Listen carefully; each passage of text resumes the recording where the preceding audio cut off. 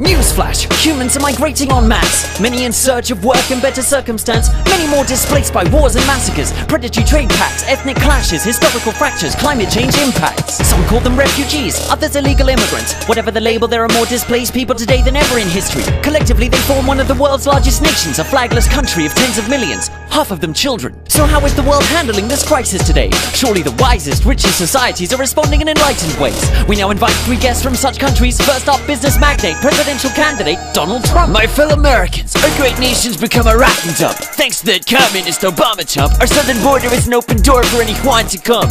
Illegals are pouring through the country, scooping all the dollars up. 12 million undocumented aliens, there's 4% of us, and 6 million are Mexicans. I'm told they're all drug dealers, rapists, and criminals, and hundreds are working in my Trump hotel businesses. I just don't get it. After all we've given them, we signed NAFTA, which trashed their economic system, put them out of work, and raised the price of tortillas. But despite our efforts, we can't seem to satisfy those taco-munching peasants. Let's bring in Katie Hopkins, a tabloid paper columnist. What's your take on immigrants? It's the day of apocalypse, and the EU's doing nothing to stop loads of unwashed droves from crossing over the ocean like cockroaches. They get on wobbly boats and drown, if we're lucky. Then the survivors arrive on Greek islands and head for this fine country, Great Britain, the United Kingdom, where they swamp our local culture and welfare system. Feral migrants, spreading like the norovirus. We've had to put up miles of fences to stop the tide of outsiders. With jihadi names, weird clothes and cruel customs, they're robbing us of our own country. Truly disgusting.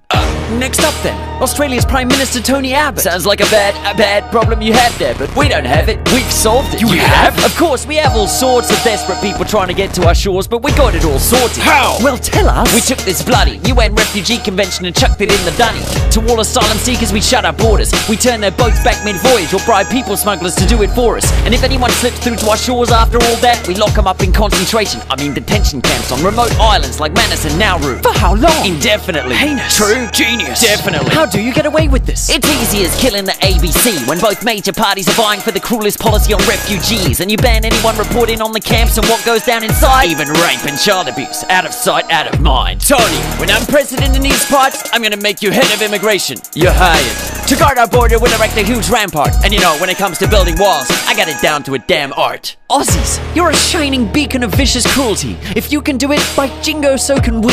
Quick go, send our gunships and British Navy. Blow those sweaty Syrians straight out of the flipping grey sea. Ripper Katie, glad to be an inspiration. Well, it's great to see such close collaboration between nations, but is it ethical? Let's pose that question to Mr. Moonseed from the NGO Real Humans Say Welcome. Greetings, xenophobic pundits. My preaching from the pulpit today shall focus on the gleeful topic of oneness. Different cultures can bring new and positive customs, great food, music, yoga, hot people, a melting pot of abundance. We need to open our borders and receive the magic. Let people roam the globe, choose love, not fear and panic. Unless, of course, they're trying to migrate to Atlantis, which is reserved for me, the highest race on the planet. Multiculturalism means the death of our fragile white race. They're trying to wipe us out without a trace. Only white countries are forced to mix with other ethnic types. Dead right. If we get lax on immigrants, it'll be white genocide. Genocide? That's an interesting choice of expression. Didn't you yourselves migrate to the countries you now live in and push the locals out of their homes, imposing your own language, laws, and culture across their homelands? Exactly. You saw how that went for Native Americans and for Aborigines. We are living proof of the danger of immigrants. They'll steal the land we stole, invade our barbecue areas. I'd rather leave than witness this. Don't try to come to Atlantis, you barbarians! How's it, my Chinas? Let's call an intermission. I've been listening in and it seems like it's time for one of my Blixum interjections. Bilderberg from the New World... no introductions. I'm pleased to see that you're focusing your anxieties on the hordes of poor people trying to flee to your borders and shores, seeking sanctuary from scarcity, wars and eco-catastrophes, rather than focusing on these migrants who cross all borders at will, overriding the laws of your countries, wreaking havoc, destroying thousands of local jobs and paying no taxes.